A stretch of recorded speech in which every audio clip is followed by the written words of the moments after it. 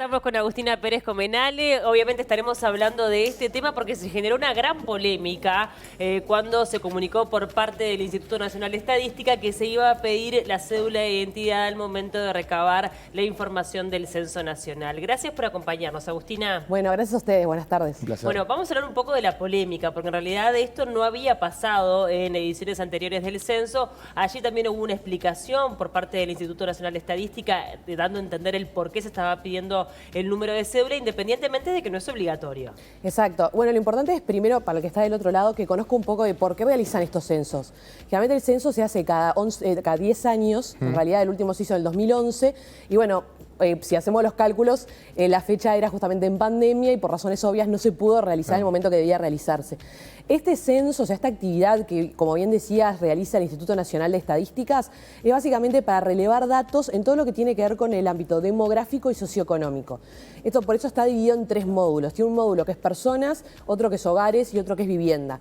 Y básicamente, ¿para qué sirven estos datos? Bueno, esto es para elaborar políticas públicas. Nosotros el día de mañana queremos, por ejemplo, sacar una nueva regulación o intentar equiparar y generar un entorno igualitario en nuestro país. Necesitamos saber, por ejemplo, dónde vive la gente, en qué condiciones, si tiene trabajo, cuántas personas conforman los grupos familiares, entre otras cosas que esos datos nos sirven para nosotros el día de mañana poder como que de cierta medida generar esas condiciones óptimas para el país. Bueno, y en cierta medida, como bien decías, hasta este momento nunca se solicitaba el documento, o sea, la cédula de identidad para realizar el censo. Y esto es una tendencia que se empezó a dar a nivel global. En Argentina sucedió, en España también, en Estados Unidos, donde en los últimos censos, que fueron el año pasado o el anterior, se empezó a solicitar el documento de identidad. Y esto, obviamente, como bien mencionaban, el Instituto Nacional de Estadística, o sea, el INE, el famoso INE, lo que dijo fue, bueno, nosotros en realidad vamos a solicitarlo en 2 ocasiones. La primera es a la hora de verificar que la persona a cual estamos realizando el censo es mayor de edad. Y una segunda etapa en la cual cuando nosotros seguimos con el formulario nos pide en realidad la cédula de identidad de los integrantes de la familia para no duplicar el censo. Claro. Y el debate viene un poco por ese lado. Otro tema que es un detalle no menor es que a partir de mañana, o sea el 29 de abril, se habilita el censo digital. Esto también es una novedad, porque hasta el momento siempre eran presenciales. Claro. Y ahí es muy importante, o sea, para la señora o el señor que está en la casa, saber identificar a un censista. Porque vienen con un gorro, con una remera específica, tienen una tablet que tiene un logo que además nosotros podemos pedirle que se identifique. Esto es para evitar fraudes o cualquier persona, obviamente, que el día de mañana nos toque el timbre y sea saber quién sospechosa. es. Claro, volviendo un poco a lo presencial y lo que señalaban por parte del INE, es que a veces pasa que hay, por ejemplo, padres separados, Exacto. con menores a cargo, y allí se duplican los datos, porque acá dice un padre, sí, yo vivo con mis 2 hijos, y el otro padre, yo también vivo con mis 2 hijos, porque tienen una tenencia compartida. Entonces, para evitar eso, es que están pidiendo la cédula de identidad, ¿no? Exacto, y ese es un caso que, por ejemplo, en Estados Unidos se relevó bastante, y ahí fue como de cada uno o cada país o jurisdicción empezó a llegar a las distintas soluciones. Un detalle que no es menor, la presencialidad va a seguir y se hace a partir del 17 de mayo, pero antes vamos a tener la posibilidad de hacer esta parte como más digital. Y uno de los temas, pues justamente que se elevó en Estados Unidos fue cómo podemos evitar esa duplicidad, o sea, esta información duplicada, por decirlo de una manera, como bien decís en estos casos. Y bueno, fue acudiendo, en realidad ellos lo que hicieron fue tener un número específico para el censo, para no tener que pedir, por ejemplo, un número de pasaporte o de documento, por ejemplo, de conducir, porque ellos en Estados Unidos no tienen documentos de cédula de identidad. Sí. En cada país se fue más o menos buscando una solución distinta. Acá el tema fue que justamente el Laboratorio de Sociedades y de Datos lo que hizo fue elevar esta como incertidumbre, en realidad, en cuanto al uso de la cédula, porque su problema es... Dicen, bueno, si el día de mañana nosotros estamos pidiendo más datos de los que necesitamos e imaginemos que se intenta vulnerar esa base de datos... Claro, allí el reclamo principal en cuanto a la solicitud de la cédula iba más con que los datos relacionados a la cédula era como un punto bastante importante en caso de que existiera efectivamente una vulneración. Exacto. En ese caso, allí la seguridad sería como más grave si se vulnera efectivamente la seguridad del INE. En este Ellos caso. lo que hacen obviamente es están aludiendo a un supuesto, que no sabemos si va a suceder o no, pero que también se basan en antecedentes de otros organismos o de otros ataques que hubieron a bases públicas y que dicen, si el día de mañana nosotros estamos pidiendo la cédula de manera innecesaria, para ese hacker, por decir una forma que va a estar del otro lado, capaz que es más sencillo identificar qué fue la información que brindó cada uno de sus usuarios porque se linkea al documento de identidad. Claro. Y acá empezó el gran debate de, justamente nosotros decíamos, bueno, ¿cuál es el objetivo del censo? Sí. Es tener datos de calidad. ¿Cómo podemos tener datos de calidad? Tenemos que intentar encontrar maniobras para evitar la duplicidad de datos. Pero por otro lado, del otro lado de la balanza, tenemos, bueno, ¿por qué voy a dar datos si no son necesarios o no deberían serlo? Más allá de que hacer el censo sí es obligatorio por la 16.616. Que ahí hay otro tema también que se establece a nivel regulatorio. La ley, esta que les menciono, por ejemplo, establece uno que se llama el secreto estadístico. Esto significa que todo lo que está vinculado con el relevamiento de estadísticas tiene que ser confidencial, no solamente para el usuario, obviamente, que lo está dando y asegurarle esa protección de sus datos, sino también para los funcionarios públicos que participan del proceso, así como todos otros los terceros que en realidad pueden llegar a acompañar. Imaginemos un censista que lo contratan para justamente ir tocando el timbre casa a casa, también tiene la obligación de mantener esa confidencialidad.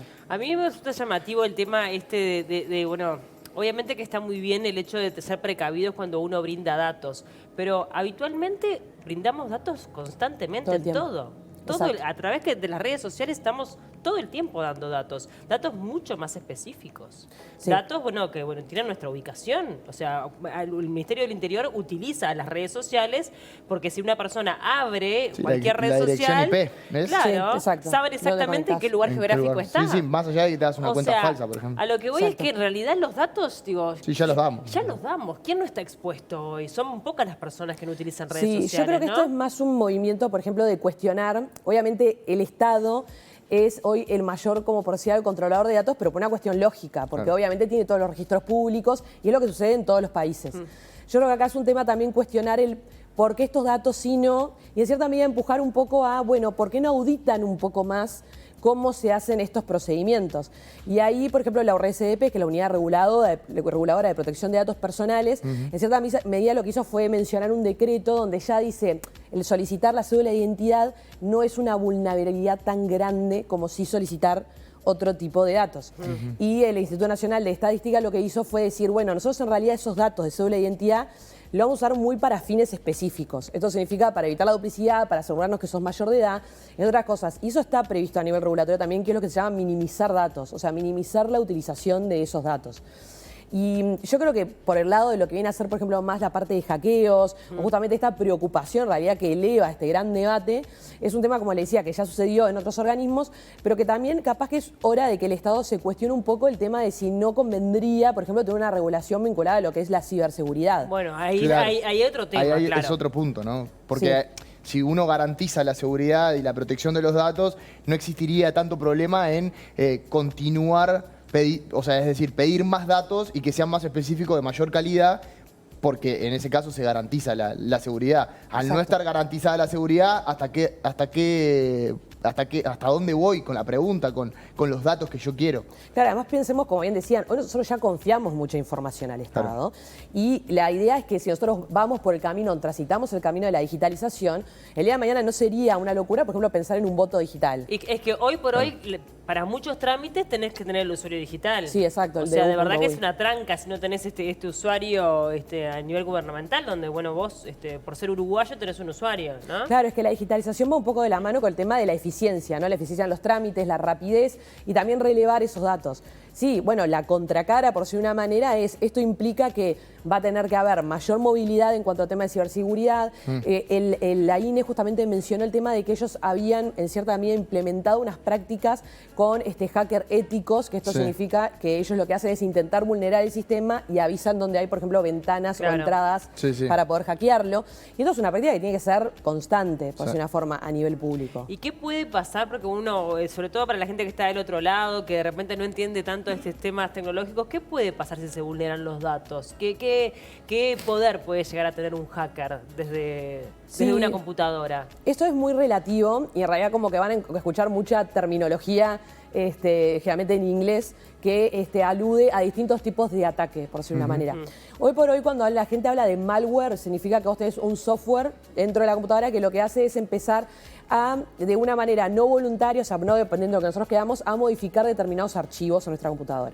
Uno de los más famosos es uno que se llama en inglés ransomware, que básicamente lo que hace es que el hacker nos bloquea el acceso a determinados documentos y nos dice, yo te permito poder volver a acceder a contraprestación de una recompensa. Claro. Sí, es como los rescates, se le dice, ¿no? Exacto. Que uno tiene que pagar para rescatar una cuenta de algo. Claro, podrían hackear a un país entero. Exacto, bueno, es más, pasó que muchos hackers acá, y gran parte uruguayos y argentinos, sacaron un sitio web que se llama Me Filtraron, que básicamente lo que se puede hacer es poner la dirección de correo y ver si tu dirección de correo figura en alguna de las bases de datos tantas que están hoy en venta, por decirlo de una manera, a nivel de lo que es como un poco ese mercado negro de bases de datos. Bueno, mucha gente ingresó, obviamente si salta tu casilla de correo electrónico puedes verificar dónde se está enviando y figuran hackeos desde el año 2012. Y hoy por hoy pasa de que hackers venden también paquetes de datos para empresas privadas que tengan intereses a nivel comercial. Sí, o sea, puede suceder, no creo que de una manera muy limpia, es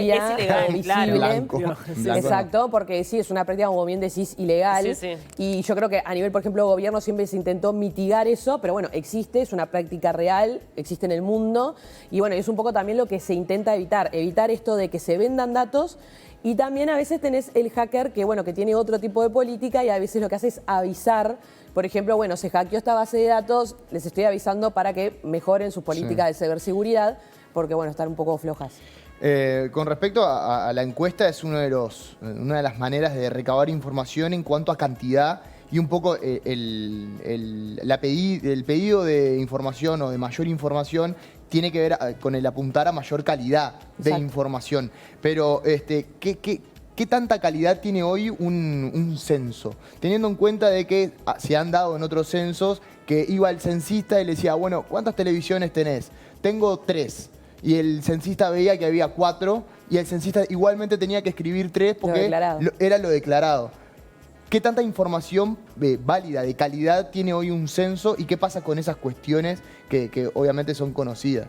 Sí, es que bueno, este es un buen punto. En realidad, a ver, yo creo que la fórmula perfecta para llegar a un censo que efectivamente tenga una información de mucha calidad es algo muy difícil.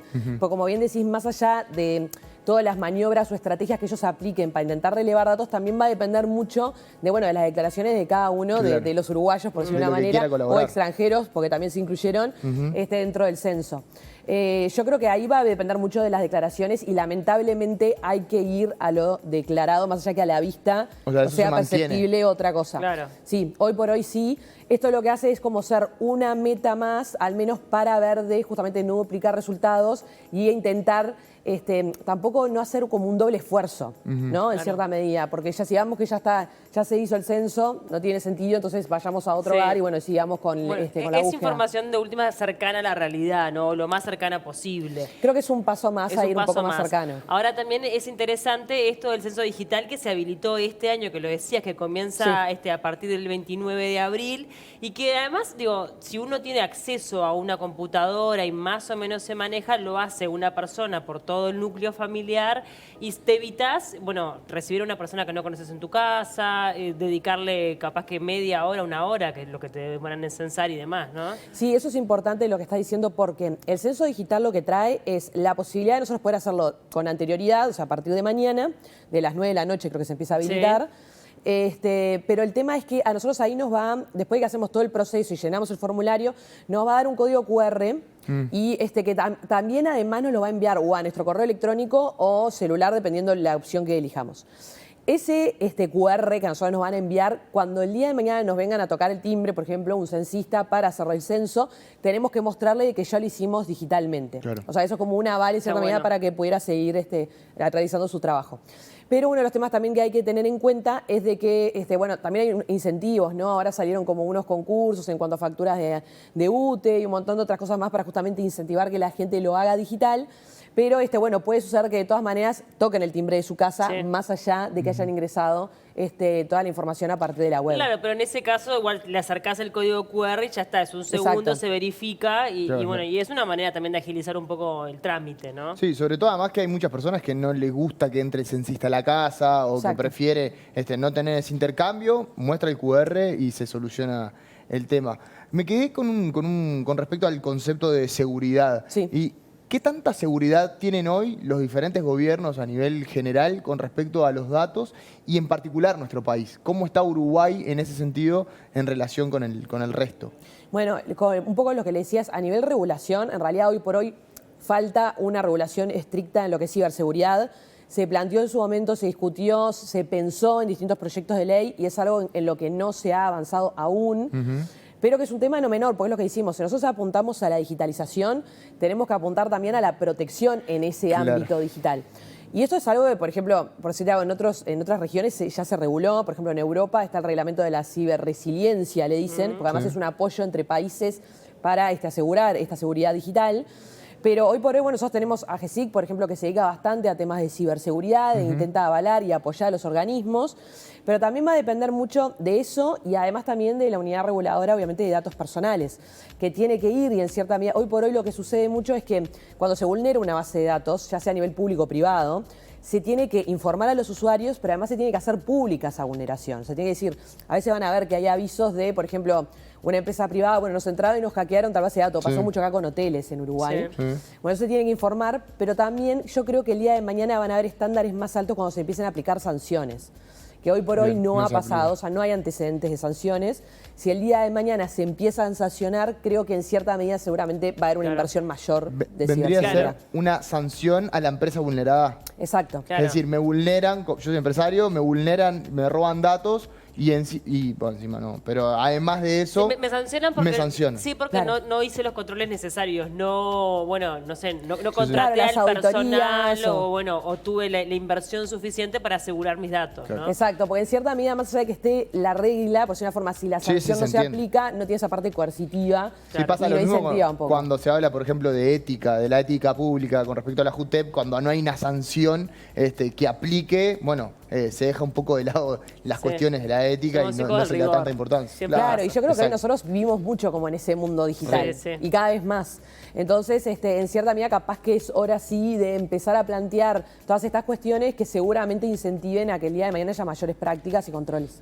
Agustina, muchísimas gracias por estos minutos. Siempre es un gusto recibirte acá en el A programa, como para bajar a tierra un montón de cosas que se van escuchando en los medios de comunicación, que se ven a través de las redes sociales y que de repente no entendemos del todo, como para poder comprender de qué se trata cuando hablamos de protección de datos. Así que creo que nos quedó al menos un panorama general de lo que es el tema. Gracias por acompañarnos. Muchas gracias.